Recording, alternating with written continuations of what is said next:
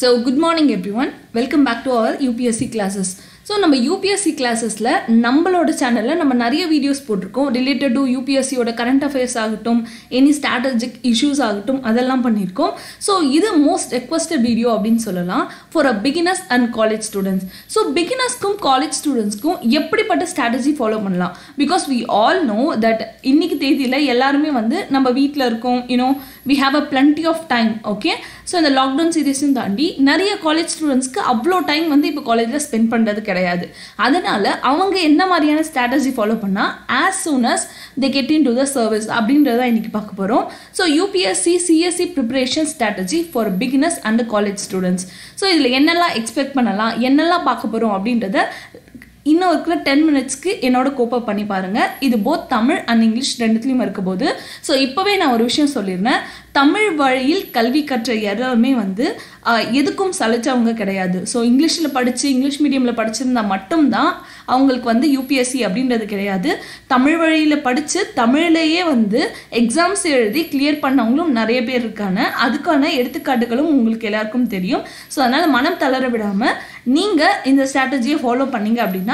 you can clear and get into the service சரிங்களா இப்போ நம்ம என்ன பண்ண போறோம் அப்படினா யாரா இருந்தாலும் UPSCக்கு இல்ல வேற எந்த எக்ஸாம்ஸ்க்கா இருந்தாலும் இந்த ரெண்டு ரூலை ஃபாலோ பண்ணாம போனாங்க அப்படினா என்னைக்கா இருந்தாலும் திரும்ப இந்த ரூலை ஃபாலோ பண்ற வரையும் அவங்களுக்கு சக்சஸ் கிடைக்காது சோ இதுதான் வந்து முதல் கதவு அப்படினு சொல்லலாம் என்ன அப்படினா first thing understand the pattern of exam முதல்ல எக்ஸாம் என்ன பேட்டர்ன்ல இருக்கு அப்படின்றது புரிஞ்சிட்டாதான் அவங்க என்ன எக்ஸ்பெக்ட் பண்றாங்க நம்ம என்ன கொடுக்கணும் அப்படின்ற ரெண்டு விஷயமும் தெரியும் அடுத்து read the notification so notification அப்படின்றது என்ன அப்படினா அவங்க என்னெல்லாம் எதிர்பார்க்கறாங்க அவங்க என்னெல்லாம் நமக்கு தரவு இருக்காங்க அப்படின்ற எல்லாமே அவங்க நம்ம கிட்ட என்ன டெய்லியா சொல்றாங்க just யோசிச்சு பாருங்களா UPSC ஆகட்டும் TNPSC ஆகட்டும் அந்த கமிஷன்ஸ் எல்லாரும் நம்ம என்ன டெய்லியா வந்து அப்டேட் பண்றாங்க நீங்க இத பண்ணுங்க நீங்க இப்படி பண்ணுங்க இப்படி பண்ணா எக்ஸாம் கிளியர் ஆகும் நோ அவங்க ஒரு எக்ஸாமுக்கு வந்து கால் ஃபார் விடுறாங்க அப்படினா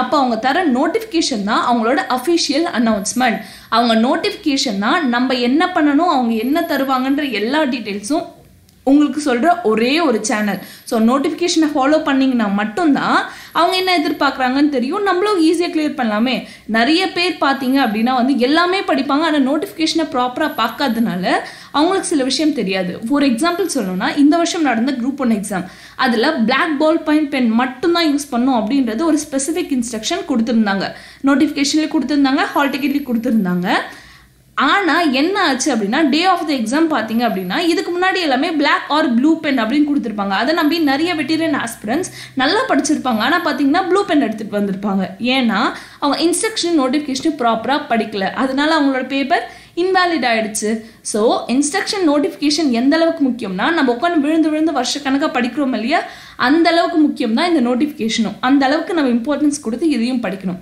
ஓகே சோ நான் சொல்லிட்டேன் பேட்டர்ன் அண்ட் நோட்டிஃபிகேஷன் முக்கியம்னு இது நம்ம எல்லாருக்குமே தெரிஞ்ச விஷயம் தான் so seeing on the pattern so UPSC ஓட பேட்டர்ன் பாருங்க UPSC ஓட பேட்டர்ன்ல preliminary examination main examination personality test அப்படினு மூணு இருக்கு இது மூணு ஸ்டேஜ்மே என்ன மேம் அப்படின்ற ஐடியா ஓரளவு எல்லாருக்கும் இருக்கும் இல்லாதவங்களுக்காக ஒரு சின்ன ஒரு ஐடியா நான் கிரியேட் பண்றேன் For example, UPSC ஒரு 1000 vacancies அந்த வருஷம் கிரியேட் பண்றாங்க UPSC CSE ல சிவில் சர்வீஸ் எக்ஸாம்ல அப்படி 1000 கிரியேட் பண்றாங்க அப்படினா preliminary examக்கு எத்தனை பேர் அப்பியர் ஆனாலும் சரி 4 லட்சம் பேரா இருந்தாலும் சரி 10 லட்சம் பேரா இருந்தாலும் பொதுவா பாத்தீங்க அப்படினா 6 ல இருந்து 7 லட்சம் பேர் வந்து எக்ஸாம்க்கு அப்ளை பண்ணுவாங்க ஆனா வரது பாத்தீங்க அப்படினா வந்து ஒரு 4 ல இருந்து 3 லட்சம் பேர் மட்டும் தான் எக்ஸாம்க்கு அப்பியர் ஆவாங்க சோ அப்படி அப்பியர் ஆகிறது எத்தனை பேரா இருந்தாலும் சரி 1000 வேகன்சி தான் இருக்கு அப்படின்ற பட்சத்துல மெயின் எக்ஸாம்க்கு வெறும் 10000 பேரை தான் வந்து கூப்பிடுவாங்க சோ 10 மடங்கு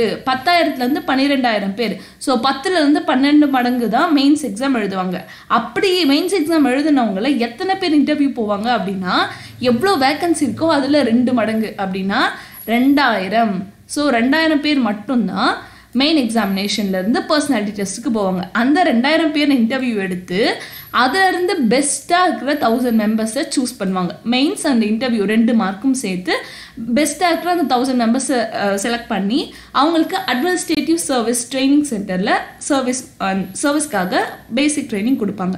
ஸோ இதுதான் நம்மளோட பேட்டர்ன்.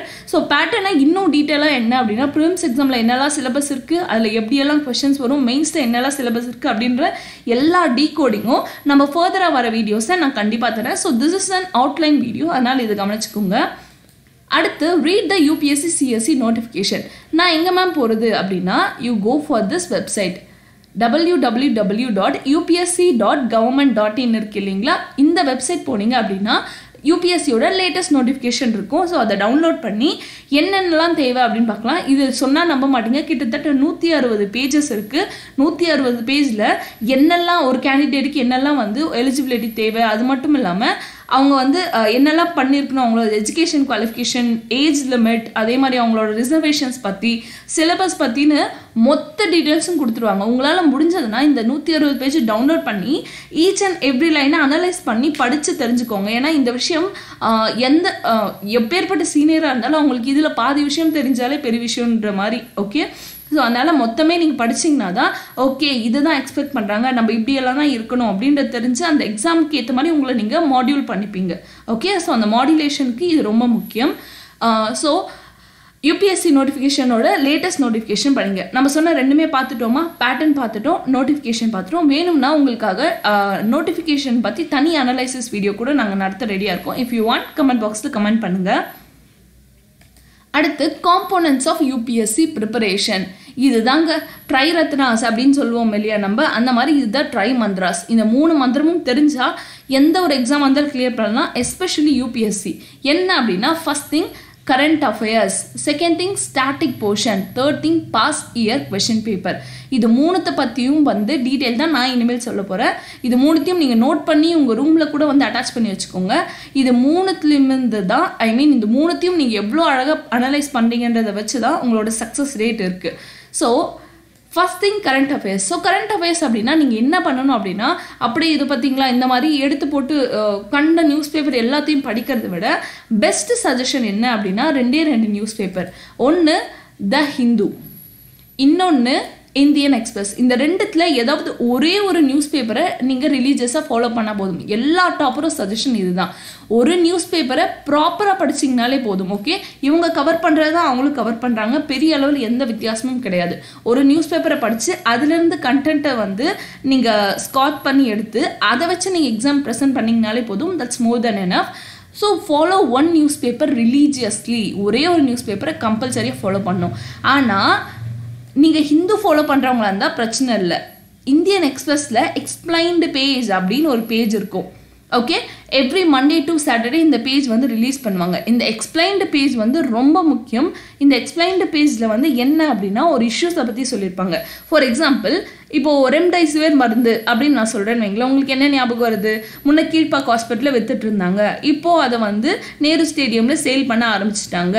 இப்போ பார்த்தீங்கன்னா ரீசெண்டாக இன்னைக்கு காலையில் கூட நியூஸ் பார்த்தீங்கன்னா WTO அதை மோஸ்ட் இம்பார்ட்டன்ட் ட்ரக் அப்படின்ற லிஸ்ட்லேருந்து அதை எடுத்துட்டாங்க. இதெல்லாம் ஞாபகம் வருதா?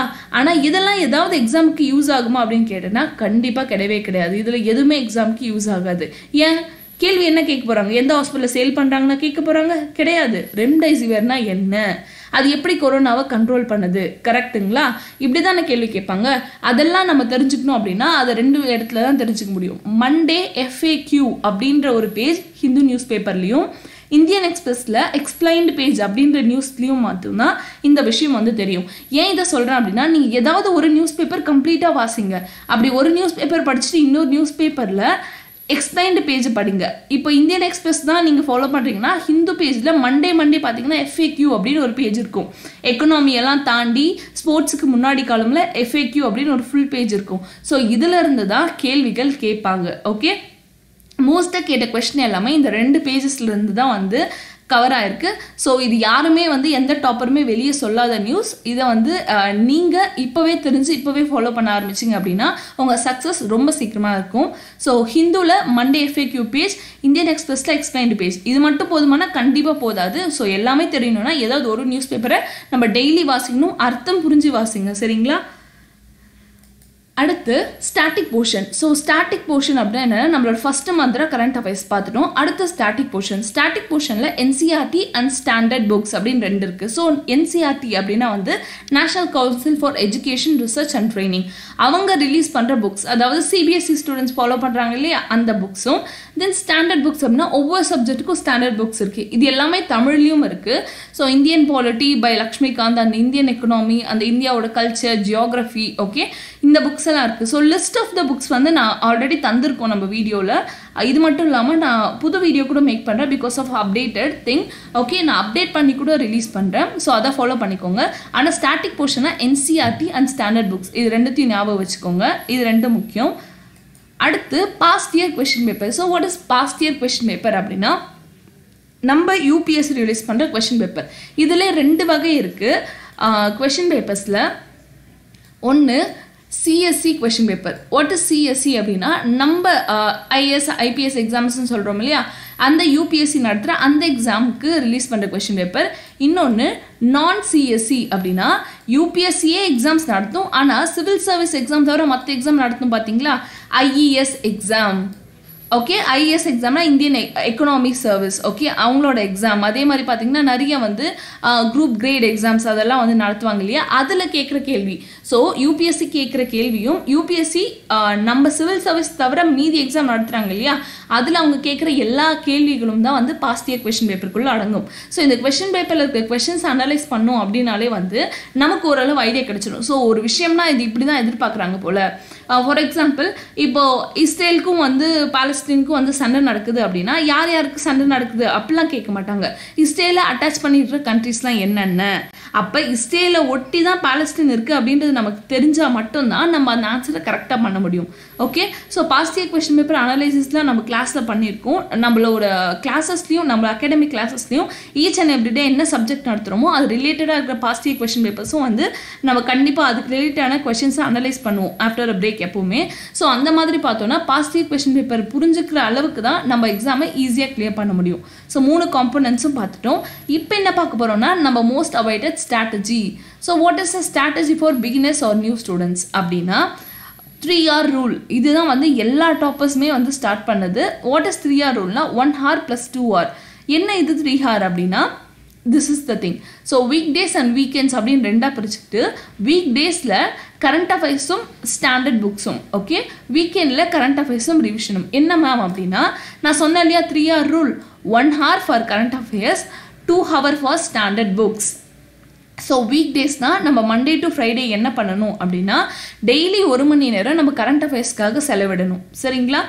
அதே மாதிரி டெய்லி 2 மணி நேரம் நம்ம புக்ஸ் படிக்கிறதுக்காக செலவிடணும். அது என்சிஆர்டி புக்காக இருக்கட்டும் இல்லை ஸ்டாண்டர்ட் புக்ஸாக இருக்கட்டும், எந்த டாப்பிக்காக இருந்தாலும் எடுத்து அதை பொறுப்பாக வந்து படிக்கணும். இப்போ நமக்கு பிளென்டி ஆஃப் டைம் இருக்குது அப்படின்றதுனால இதை 2 hour இதை 4 hour கூட நம்ம மாற்றிக்கலாம். பிகாஸ் ஒரு நாளைக்கு 6 மணி நேரம் படித்தாலே ரொம்ப பெரிய விஷயம்தான் பிகினர்ஸ்க்கு.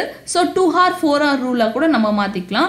அப்படி பண்ணும்போது ஒரு நாளைக்கு 2 மணி நேரம் கரண்ட் அஃபேர்ஸ், நியூஸ் பேப்பர் படிங்க, நியூஸ் பேப்பர் ரிலேட்டடாக அனலைஸ் பண்ணுவாங்க, யூடியூப்பில் வீடியோஸ் பாருங்கள், நோட்ஸ் எடுங்க, இந்த மாதிரியான விஷயத்துக்கு 2 hours ஸ்பெண்ட் பண்ணுங்கள். அடுத்து 4 hours பார்த்தீங்கன்னா ஸ்டாண்டர்ட் புக்ஸை நீங்கள் படிங்க. படிச்சுட்டு வீக்கெண்ட்ஸில் பார்த்தீங்க அப்படின்னா டெய்லி எப்படி நியூஸ் இருக்கும் இல்லையா, நியூஸை நீங்கள் 2 hours படிங்க. ரிவிஷனுக்கு நீங்கள் 4 hours ஸ்பெண்ட் பண்ணணும். ஸோ ஒரு சண்டே அப்படின்னு எடுத்துக்கிட்டிங்கன்னா சண்டே எதையுமே படிக்காதீங்க. கரண்ட் அஃபேர்ஸ் பார்த்துட்டு நீங்கள் ஸ்ட்ரெயிட்டாக ரிவிஷனுக்குள்ளே வந்துடணும். ஓகே, ஸோ 4 hours வந்து அந்த வாரம் ஃபுல்லாக என்ன படித்தோமோ அதை வந்து நீங்கள் ரிவைஸ் பண்ணி பார்க்கணும். ஓகே, ஸோ ரிவிஷனில் டெய்லி ரிவிஷனும் இருக்குது, வீக்கெண்ட் ரிவிஷனும் இருக்குது. டெய்லி டைம் கிடைச்சவங்க டெய்லி நைட் ரிவைஸ் பண்ணுங்கள். நைட் தூங்குறதுக்கு முன்னாடி நம்ம என்னெல்லாம் படித்தோன்றதை உட்காந்து திரும்ப படிக்க தேவையில்லை. என்ன படித்தோன்னு ஒரு தடவை திருப்பி பார்த்தா போதும். ரிவிஷன் அப்படின்றது வீக்கெண்டில் நீங்கள் உட்காந்து பொறுப்பாக ஒவ்வொன்றா வந்து நீங்கள் மறுபடியும் வந்து ரீகலெக்ட் பண்ணி பார்க்கணும். ஸோ ரிவிஷன் தான் வந்து, revision is the key for success அப்படின்னே சொல்லுவாங்க.